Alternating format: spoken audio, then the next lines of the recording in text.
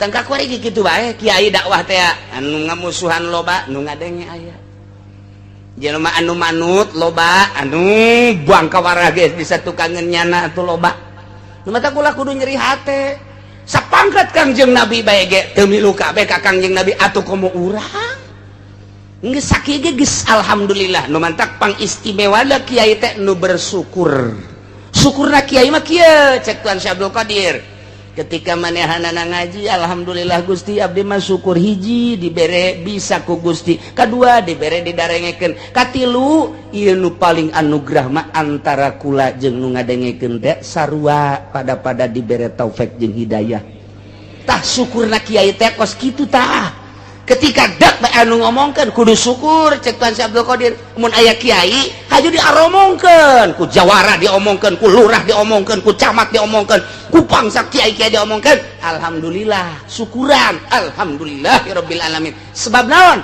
loba dosa di awak nu moal beak lamun lain diomongkeun wa taqdilana biha jami'a ma natlubuhu minal hajat wa tarfa'una biha indaka 'ala darajat dina harti annaka la tastati'u dzalik fasbir hatta yahkumallah sabar be laksanakeun dakwah terus hingga turun keputusan Allah subhanahu wa ta'ala ya Muhammad cek Gusti Allah walau sya'allahu la jama'ahum 'alal huda lamun Allah ngersakeun atuh ku Gusti Allah dihijikeun wae kalau pitutur kudu make anjeun langit nangieun kaula bumi nangieun kaula manusia nangieun kaula kabeh nangieun kaula mun kula ngersakeun atuh geus kudu make anjeun ya budak iman ka aing kabeh atuh ya kumaha ieu atuh kumaha ieu cek Gusti Allah ngan aing teu ngersakeun deuk neuleuh datang ka mana kegigihan dakwah anjeun jeung datang ka mana kabangkawarahan urang Mekah can sakumaha ieu mah Muhammad terus Kangjeng Nabi dakwah terus walakin lam yasha dzalik ngan aing teu ngersakeun deuk neuleuh anjeun datang ka mana dakwah teh jeung deuk neuleuh kebangkarahan ku permekah lain sakadar kuari man cak Gusti Allah jang deuleuheun engke di tahun 2013 tahun 2012 urang Cikupa supaya ngadenge orang Ketos, orang Kendal, orang Pasar Kemis, orang Cilongokonam teman sabodoh lah supaya ngadenge sejarah anjeun kegigihan anjeun supaya nyaho sejarah anjeun keistimewaan anjeun pantang mundur dicaci dimaki diciduhan diusir supaya kanyahoan ku umat kebangkawarahan kafir Mekah menganiaya seorang Rasul Allah supaya kiai engke di tahun 2012 ulah suka Golkar itu kos gitu kan gak Golkar atuh supaya terus gigih pantang mundur terus dakwah tanjurkeun agama Allah pahit pasti kakarak diomongkeun mah ulah sok sedih kakarak tadi ondang ngariung ku tatangga jeung teuing kajian teuing di ditu aya ramean aing mah aing teu kadeuleu kiai meureun pan aing kiai teu kaondang batur mah baraling marawa berkat aya aing mah diondang henteu ulah kajeun sama sediheuna mah teu kiai ku sakitu bae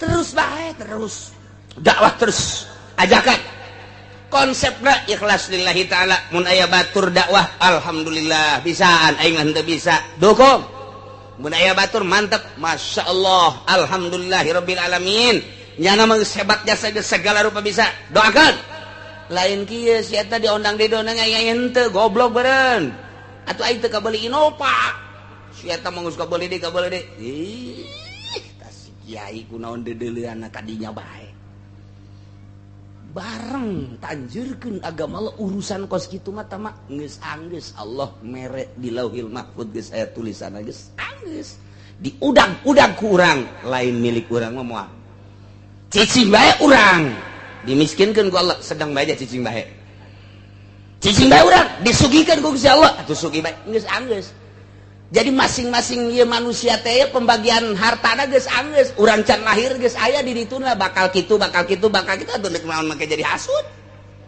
geus anggeus si pembagian harta teh geus anggeus si eta tahun sakitu lahir mautna sakitu salila hirupna kitu bogana ngan sapeda kempes doang. Saya tulisan geus aya tulisanana teh kumaha tuh si eta tahun sakitu lahirna magahan ngaji apruk-aprukan ge bogana ngan datang ka sekupi doang. Saya tulisanana geus bakal boga sawahna sakitu. Jadi teh pembagian harta teh baheula di alam arwah geus rapi atuh kuari kunaon bake hasud. Geus rapi geus jadi moal anu kurang moal anu leuwih atuh kumaha deui geus dibagi ku Gusti Allah. Tinggal ngalaksanakeun dakwahna urang. Urang dakwah bisa amil doang jeung jurumnya dakwahkeun. Dakwahkeun. Ka mamana ge amil bae jeung jurumnya. Diondang ngariung ge ilamanna lawamila bae. Pas muludan. Assalamualaikum warahmatullahi wabarakatuh.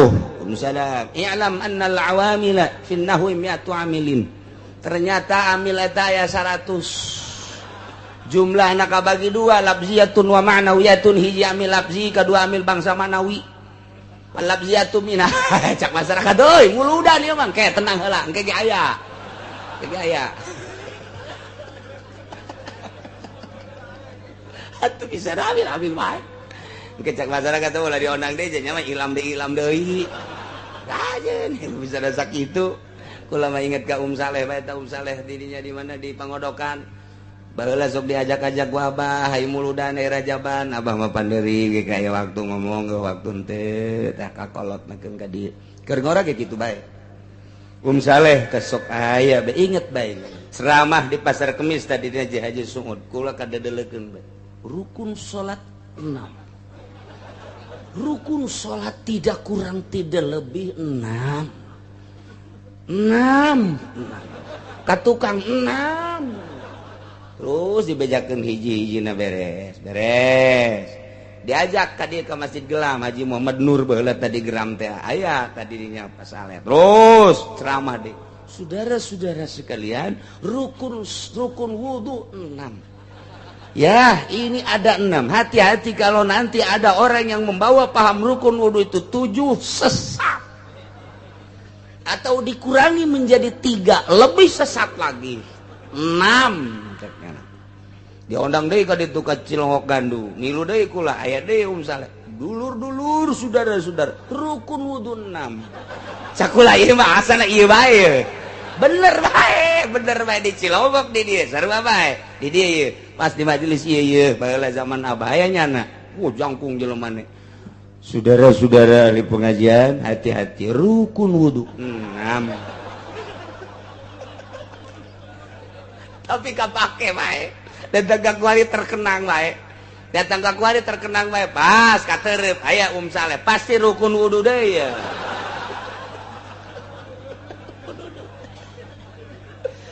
Aduh masyaallah tapi hirup eta baheula di Pasar Kemis mah bener diondang teh ka Gelam, diondang teh ka Gembor, hirup ieu mah lain lalagaan. Muludan Rajaban teh lain kuari bae di daerah dieu mah. Kula keur leutik teh kan baheula mah leumpang katerep. Kemudian kadija ka waru di waru ge sababaraha masjid ngan asa baheula mah lain ngomong muludan teh lain ngomong terus datang ka etek sagala kali itu ka etek terus ka kawaron muludan teh santri teh asal di bulan mulud teu masak santri mah berkat ambalaya kuara jasa muludan teh baheula mah jasa kanggeus dipanggul ku santri teh jadi bener-bener muludan teh karasa ruhanina aya atuh beteng nage poha. Kuari mah ceramah datang ke jam 2 balik mawa aqua. Nah, asal. Santri gaya nu utah datang ke pondok. Kunaon sia lapar aing. Tas muludan sia lapar atuh. Berkatan cek cenah teh. Ngan dibere huahehe doang tuh. Aqua mah tuh loba di dieu ge cek cenah teh tah. Di mana tah? Deket masjid. Cai satelit. Non bedana aja aqua. Kurang berkat. Jadi cenah kieu mah berarti hayang berkat lain, hayang berkat ngabandingkeun zaman baheula jeung zaman kuari. Jelemana teu pati palalinter, hormat ka kiai, ajung atuh ngajina ge asal beres tas maca ya Nabi sallallahu alaihi wasallam ngomong teu saurang nyaritakeun eta, beres manggul. Satu pohara jasa geus muludan teh magnetna teh gede. Kuari waktu muludan teh kos garari itu bae. Berkata. teh Muhammad andai kata anjeun mampu kasapatala mampu ka luhur langit dek nyokot ayat jang nembongkeun ka ahli Mekah supaya iman laksanakeun ku anjeun tapi anjeun moal mampu kos kitu ge jaku kaula teh dibere kamampuan geus ku ari mah sabar bae hatta sehingga datang hukum ti kaula cek Gusti Allah jalamun aing nu agung ngersakeun kudu iman kabehan atuh aing ge atuh moal hese capek ja aing mah mampu ngan aing hayang ningali cek Gusti Allah datang ka mana kagigihan anjeun sebagai rasul aing jeung hayang nyaho jeung datang ka mana ka buang kawarahan kafir-kafir nentang kana ayat-ayat aing ieu teh lain jang sakadar kuari tembongan teleueun jang umat-umat nu bara heula sebab engke anjeun bakal maot tata diteruskeun ku para ulama geus aing mere kapan engke bakal cek Gusti Allah al ulama warasatul anbiya anjeun maot teh henteu ninggalkeun pabrik anjeun maot teh ninggalkeun ladang anjeun maot teh ninggalkeun berbagai harta nu ditinggalkeun ku anjeun teh papan ilmu anjeun diteruskeun ku para ulama engke ulama teh nyadap kana carita anjeun tuh nabi urang nu ku urang dituturkeun dakwah teh sakitu ge mawa mukjizat geuning diciduhan geuning dilecehkeun atuh urang mah kakarak sakit terus bae tah supaya dideuleu engke ku umat-umat di akhir ku ulama-ulama di akhir tah jang contoheun teh supaya kadeuleu bangka warahna kafir nganiaya ka anjeun Muhammad oh jaheul ulah juga gelok fala takunanna minal jahilin betul lamun anjeun haju ngarasulama Muhammad diangkat jadi utusan kaula cek Gusti Allah kakarak sakitu bae ge haju anjeun teh DP hayang diturunkeun ayat deui nembus ka taneuh naek ka luhur langit atuh eta mah kos kitu mah poho kana kersaning aing tama Muhammad lamun poho kana kersaning aing poho kana mae syiah aing atuh anjeun teh sarua jeung nu bodo atuh berarti tama aya ge nu bodo tama nu kos kitu mah pan anjeun mah pilihan kaula cek Gusti Allah geus ulah akur jeung nu bodo fala takunanna minal jahilin maka ulah anjeun atuh ulah aya anjeun Muhammad tergolong-golongan anu bararodo nu bodo teh kumaha nu bodo mah kos kitu dianiaya diciduhan dilepehan diomongkeun haju bae poho kana kersaning aing panang aing kabeh ge anjeun kos kitu teh nang aing umat kos kitu teh nang aing kafir kos kitu teh nang aing atuh lamun sakira-kira ku aing dihijikeun supaya beunang jadi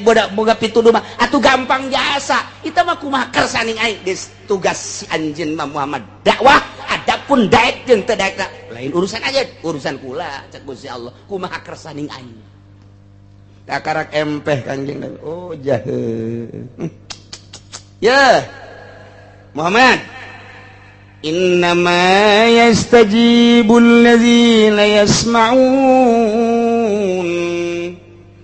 teu aya lian jelema-jelema anu nyumbadanan ka pangundang anjeun anu ngaijabah kana pangundang anjeun ka ajakan anjeun jelema anu nuturkeun ka ajakan anjeun mah jelema anu manut ka ajakan anjeun mah eueuh deui iwati alladzina yasma'una jelema anu ngadarengekeun ka omongan anjeun ngadenge teh lain sakadar ngadenge tapi sima atafahumin wa tibarin ngadenge nu bener-bener sampaikan ka detail paham jeung dijadikeun itibar di mana-mana anjeun dakwah kemudian ngadenge nuturkeun ka anjeun engke ge aya teh nu kitu jelas nu bakal nuturkeun ka anjeun nu bakal siap dakwah jeung anjeun nu bakal siap ngabantu anjeun nu kena dakwah anjeun jelema nu ngadenge ka anjeun datang ka kuari kitu bae kiai dakwah teh anu ngamusuhan loba nu ngadenge aya jelema anu manut loba anu buang kawarah geus di satukangeun nyana atuh loba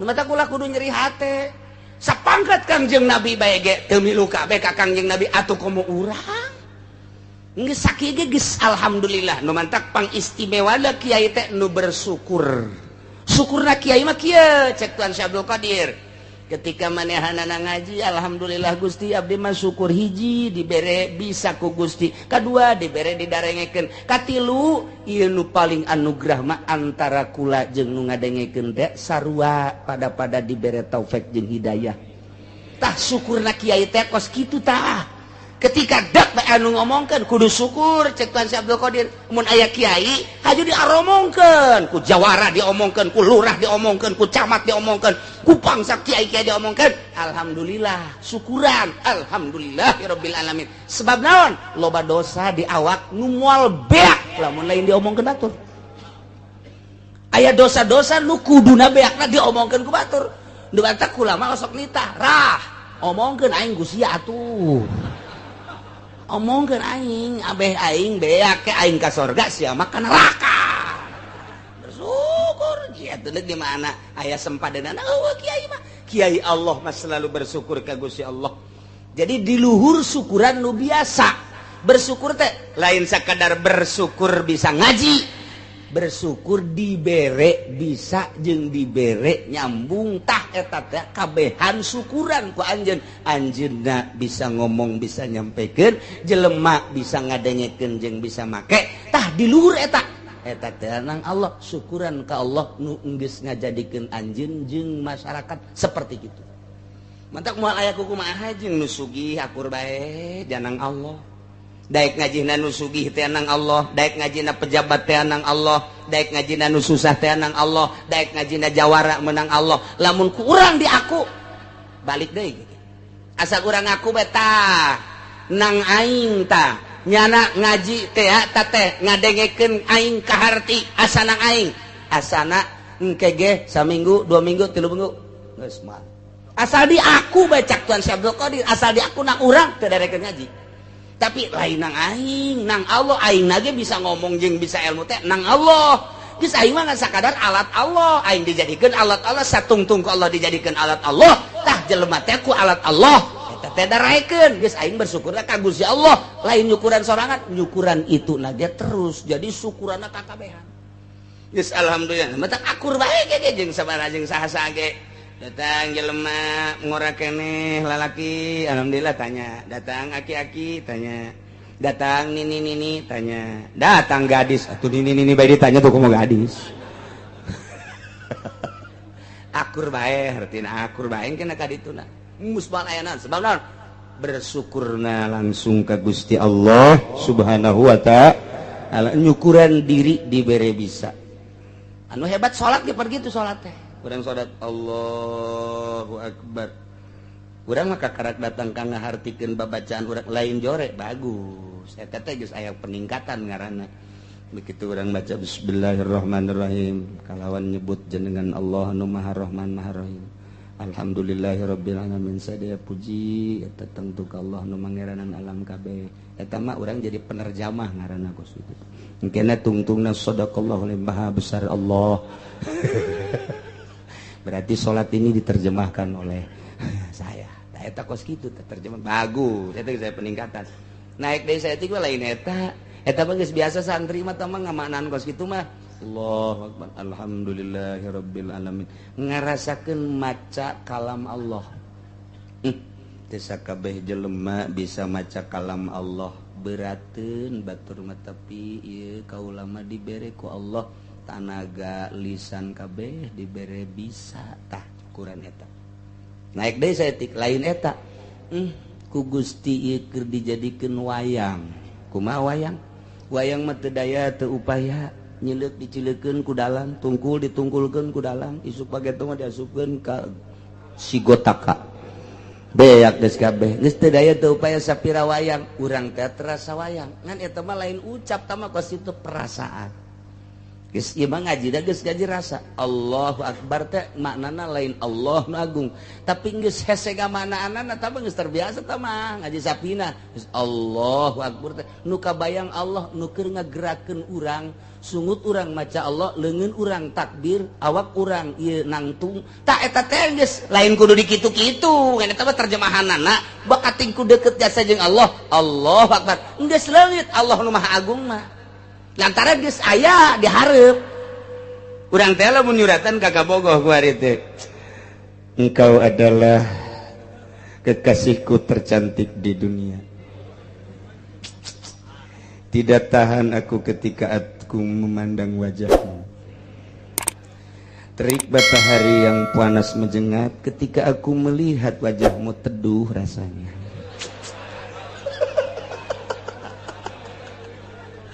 pohara jasa, pohara jasa, pohara jasa. Berjuta bintang di langit, satu yang bercahaya. Masya Allah. Wassalam Jeki.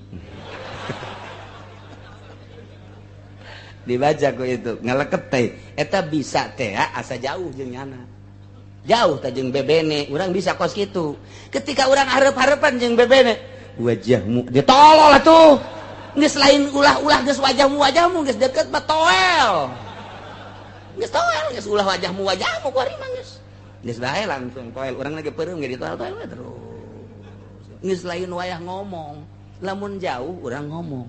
Lamun deket ba atuh geus sulit aku berbicara di hadapanmu.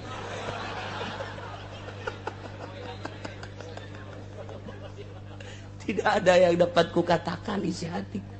Andai kata engkau bongkar, engkau belek, ini di hatimu hanya ada bibirmu. Waduh, suara jasa panetan. Oh, nislah terus tidak ada kata-kata yang patut diucapkan di hadapanmu kecuali hanya ragapan-ragapan. Ya keur carita, jauh mah urang bisa jeung surat, deket mah teu bisa. Entah bisa orang di jauh mah di jauh, santri ge kukala sok kadenge. Halo, Sarwiti I love you. Coba deketkeun ta awewena. Tek ceuli datang ka bisa. Aku cinta padamu. Wow, galedeg sing gelger. Moal bisa. Tanya ke Allah, nu jauh bisa. Alhamdulillahirabbil alamin. Terjemahkeun ku hate. Terus Ar-Rahman Ar-Rahim Maliki Yaumiddin, terjemahkeun ku hate jauh jeung Allah. Masih jauh. Amun deket mah sia naonan cek Allah. Atuh aing aya di diri sia sih. Sia make jeung alhamdulillahan. Allahu akbar. Atuh geus nyawa aing akbar ku sia kunaon disebut. Atuh kumaha atuh? Atuh lah disebut atuh sia aing geus aya di dinya. Mentak salat lagi beda.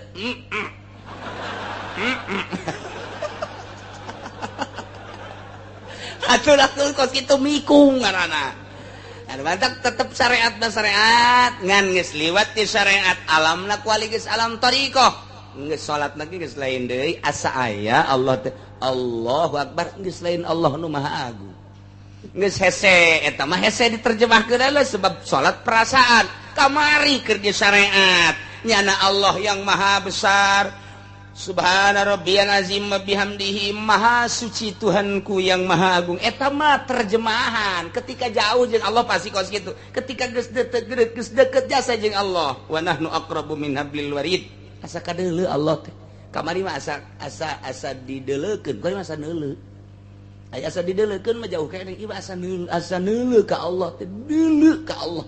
Emang deuleu ka Allah kumaha? Apana aya asma sifatna.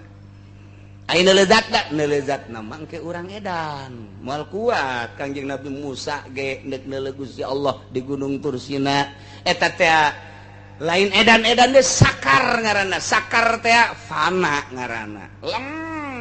Poho tina dunya inget ngan ka Allah doang fana ngaranna.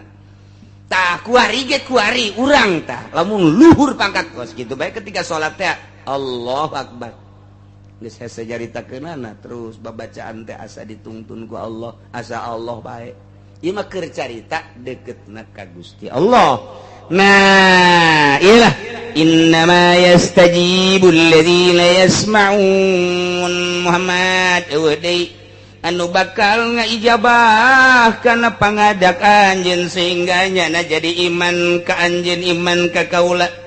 Alladzina yasma'una jelema nu ngadarangekeun setelah ngadenge terus nyana maham terus nyen itibar nyen contoh leketeh hatena teh diucapkeun ku Muhammad teh bener pangeran teh Allah alladzi khalaqas samawati wal ardh az-zahir wal batin terus Warrahmanur Rahimul Malikul Qudus Salamul Muminul Muhaiminul Azizul Jabbarul Mutakabbir terus teh asma-asma Allah ngaranna.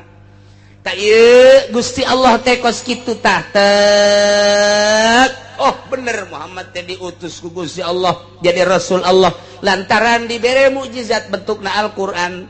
Digawe naon belajar henteu sakola henteu masantren henteu guguru henteu ngaguru henteu tapi ternyata bisa lamun lain mukjizat moal bisa numantak mukjizat teu sambarangan, teu sakabeh jelema bisa maca Al-Qur'anul Karim, teu sakabeh jelema dibere mampu maca mukjizat, teu sakabeh jelema bisa mampu nerangkeun mukjizat, teu sakabeh jelema ngajelaskeun mukjizat bisa, lantaran eta mah jelema pilihan Allah. Nah, ieu mukjizat teh lamun urang ngadengekeun urayan Al-Qur'an leket hate al-mujiz teh hartina ngapeskeun. Urang jawara geledegan ngadenge urayan Al-Qur'an. Eueuh nanaonan horeng awak aing. Janu gagah mah Gusti Allah. Janu hebat mah Gusti Allah, nu maha kawasa mah Gusti Allah. Aing gagah sote di lapangan ku batur di jawara-jawara horeng aing inget kana kagagahan Allah mah atuh aing meureunnan ieu mah jadi kerak neraka leket. Ketika aya kiai pohara jasa ilmuna kemudian ngadenge urayan Al-Qur'an wa ma utitum minal ilmi illa qalila, mun hayang nyaho anjeun ilmu Allah mah tah ilmu Kangjeng Nabi Musa bae heulanana nu sakitu hebatna, ilmu Kangjeng Nabi Khidir bae nu sakitu hebatna, lantaran kahebatanna teh geus sengajag-jagna dibandingkeun jeung ilmu Allah mah dibayangkeun ku Gusti Allah aya simeut aju simeut sukuna dikalautkeun sanggeus sakitu nyana kaluhur aya ngeclak cai dina suku simeut nyakcak deui ka laut. Cak Kangjeng Nabi Khidir ilmu urang jeung ilmu maneh teh dibandingkeun jeung ilmu Allah mah lir teu beda jeung nu ngeclak dina suku simeut ka laut. Tah laut ilmu Allah, ilmu urang mah nu ngeclakna. Atuh leutik ya saratu lain papah tah cak Kangjeng Nabi Khidir. Geus kiai profesor dokter anu sakitu hebatna agung ku ilmuna sasar sia. Mata kaju ka Golkar ge ngarasa agung.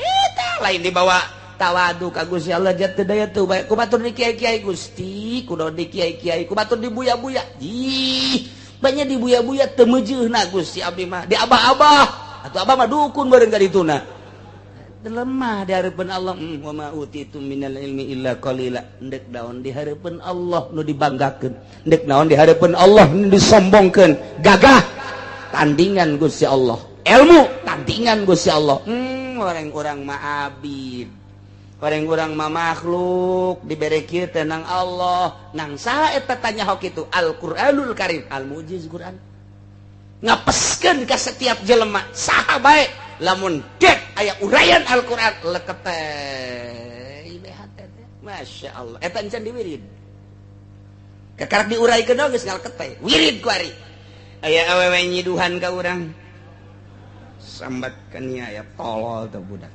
ceknya na aing teu boga tasbih kao kamarna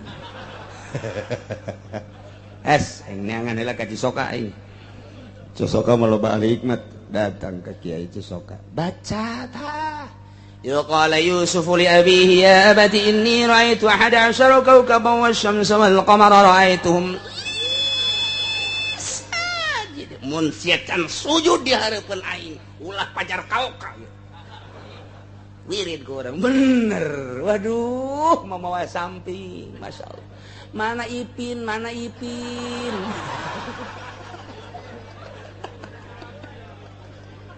eta Al-Quran al-mujiz eta al-mujiz baca ku orang dek perang jeung kafir baca kaf ha ya ain shad ha mim ain sin qaf iyyaka na'budu wa iyyaka nasta'in ya hayyu ya qayyum nu hirup ba Allah mun abdi geus dihirupan ku Gusti Allah musuh Gusti paehan ter tembak des asa ulah lempeng ka jana bae moal kena ye emang kumaha eta lah Al-Qur'an al-mujiz ku ari mah ulah waka dipake baca bae heulanan lillahi ta'ala ke menghadapi kafir emang di Irak nu mantak urang i Amerika loba nu asup Islam ku ari ribuan emang kunaon gara-garana ditembak ngarebul urang Irak teh nu paeh mah geus gugup paeh loba nu kajadian tembak des cih tembak des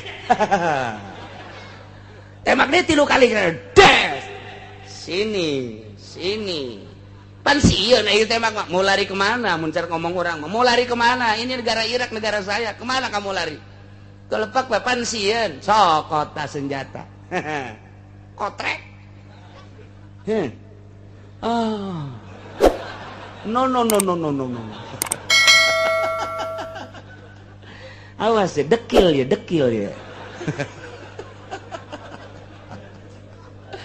Masya Allah tidinya lah mencara kurang ampun syahadat maca syahadat asyhadu an la ilaha illallah tungtun wasyhadu lain saeutik dongeng Irak teh seperti eta kunaon eta dibaca tah kaf ha ya ain shad ha ngan macana kumaha mah dibaca atuh ku aing itu sia ke garulut melulu deui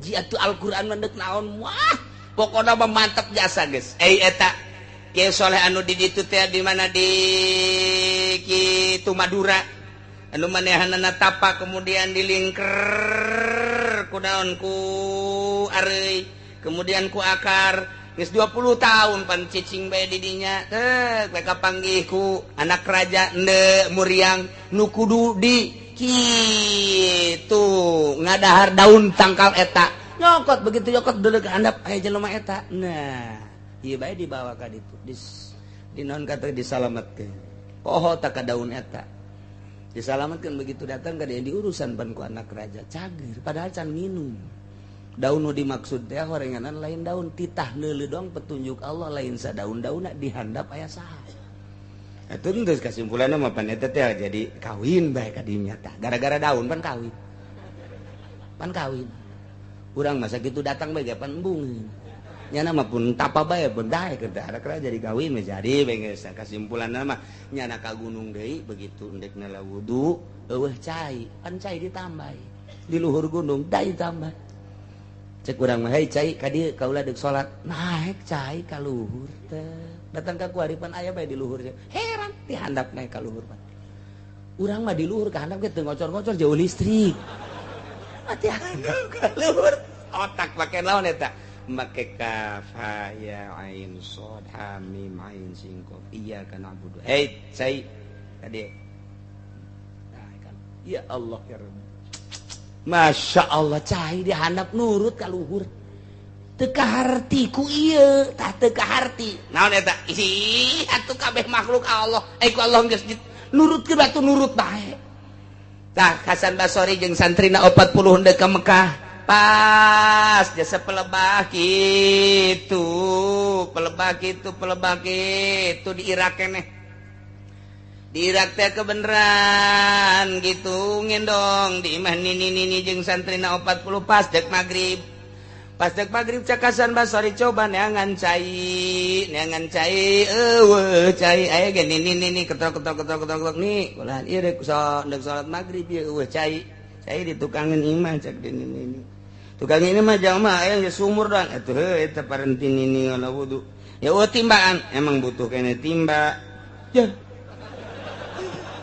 Hasan Basori geus kiai mun kuari mah sejuta umat lah geus eta cek Hasan Basori ni atuh eta mah jero jasa cai ge atuh heuh cek ini kula mah atuh geus ngalah wudu ieu timbana mana kula mah geus 30 tahun tilok make timba haju atuh eta bae digerokeun cai ya cek Hasan Basori coba ndek ngalah wudu emang jeung santri 40 ya sugan teh mah geus bararisa cak nini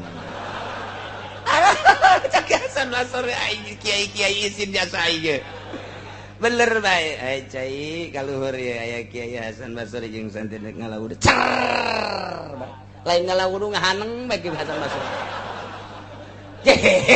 cak nyari ini sorangan bae ku hebat-hebat euy aya budak sia ngalah wudu ai mama aing mah geus puyang ye ngalah wudu budak santri dong 40 terakhirnya nah beres salat guys cak Hasan Basori moal jadi aing ka Mekah santri siap 40 nu aya santri nu milu ka Mekah balik ka ditu ka pondok ka imah tanda ka pondok los emang kunaon mama mendek mondok di mana di dia di nini mama de kiai ayo butuh kene katiba mama ieu atuh geus baralik santri tinggal di Hasan Basori gendong di hareupeun imana leutik bacak nini pan eta asa kula Hasan Basori ye pan atuh di dinya we mondok di dieu ni di dieu mah pondok cek teh nini mah sorangan henteu deuk mondok bae di dieu nini ieu tuh mondok teh atuh pan kudu puguh heuh ge puguhkeun hayang naon tuh cek nini teh hayang bisa kos nini gitu tah hirup ente cek nini kalau mah tilok ngagurukeun tuh nu asli mah kos gitu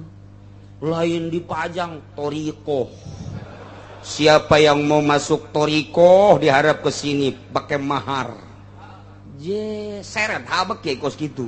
Toriko sih sakumaha surat undangan disebar ke toriko mah bagian batin ngomong ge lamun lain keur nyurahkeun mah wah kecuali penerangan ulah ngabejakeun kula norekat batal eta kos kitu. Masya Allah geus bagian batin atuh neuk dileungitkeun ria ujub takabur ku ari sombong aing ye torikot Usmaniyah Haji Usman meureun sia mah Gozaliyah Haji Gozali beureun ulah we cek nini jatuh ngagurukeun ieu mah jang sorangan henteu lah ieu mah wayahna bae henteu lah cek nini teh kula izin ka Allah cek nya moal ka ngagurukeun kula ge nyaho teh henteu ni kula mah kajian kuku moal balik neuk mondok bae di dieu teh naon teh dek mondok di dieu mah ngan ulah mau bekal ulah mau baju ye pat ayo mau bakal kena jeung mau baju mah teu lain dek mondok dek rekreasi bawa balik ka ditu bekal kabeh itu eta dahar pan Allah masugih minta bae ka Allah tawakkaltu 'ala Allah si eta sok dibabaca cek Hasan Basri ku aing tawakkaltu horeng aing mah tawakal nah lain tawakkaltu 'ala Allah tawakkaltu 'ala sangu horengan dek picun kabeh punyana bekal kabeh picun heus ku hayang guguru Nges batu dinya. Jogi kumaha? Teu kumaha ka Allah bae cek nini. Atuh ge ieu urang dahar kumaha atuh? Amun ku Allah dibere dahar ku Allah teu dibere dahar paeh paling ge. Waduh, cek Hasan Basri. Wah, ieu mah guguru tah. Guguru tarekat teh kos kitu. Lain aju tujuan tarekat sugan kabeli Avanza, blow on jasa. Ieu tarekat-tarekat nu kuari mah teh kula terus bae ge ngomong tarekat sasar, sia sasar. Lain gitu tarekat mah bagian ruhani ulah ngomong-ngomong norekat mah kecuali keur ngaji ngabejakeun ge supaya lalempeng bejakeun silsilana bejakeun eta teh supaya kadenge aya nu norekat kita bersama-sama kita zikir tarekat bohong teh kos kitu sasar teu beunang di beja-beja deuleu Ki Asnawi deuleu Ki Abdul Karim deuleu Ki Syambas dirahasiakeun kos kitu mah ka Allah bae ke waktu perang kakarak mararuncul ilmu tidinya disadapna saya dibere ieu dang tah batu dang tah cek lantah khusus gang jadi bom sorangan engke begitu du beledu kudu saurang mah dibalangkeun henteu ngabeledu bebeja ka kiai ban teu ngabeledu atuh batu jeung beledu salahna kieu tarekat lah teu kuat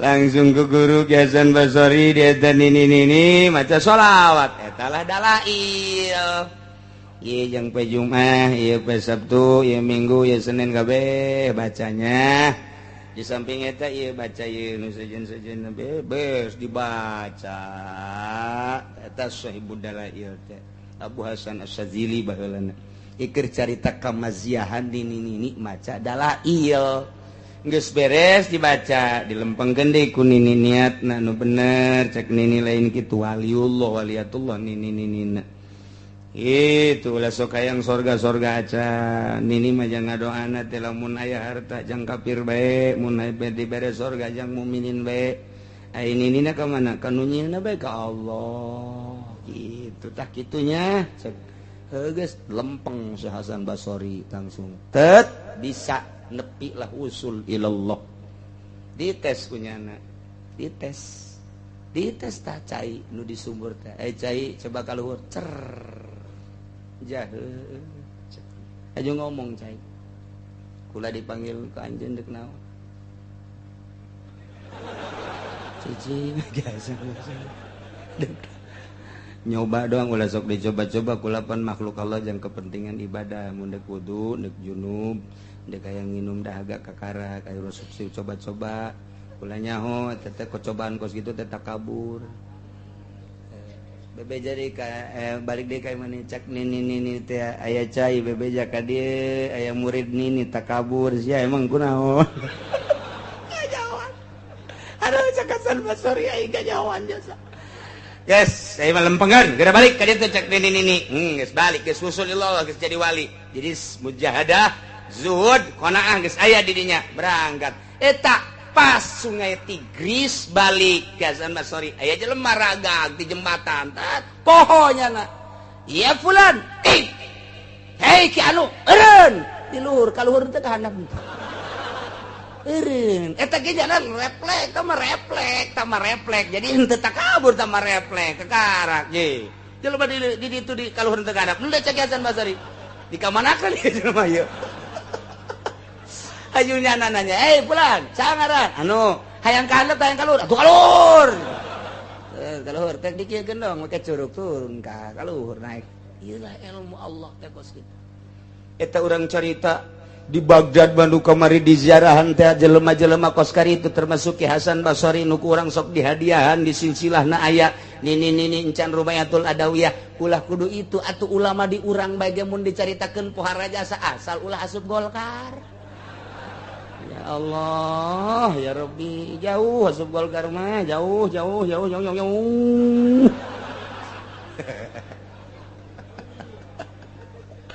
Walbis, paling sekupi lah, sapira sekupi, ngaji ka mana ieu. Tuh itulah ya cerita indama yastajibul ladzina yasma'una wal mauta yab'atsuhumullah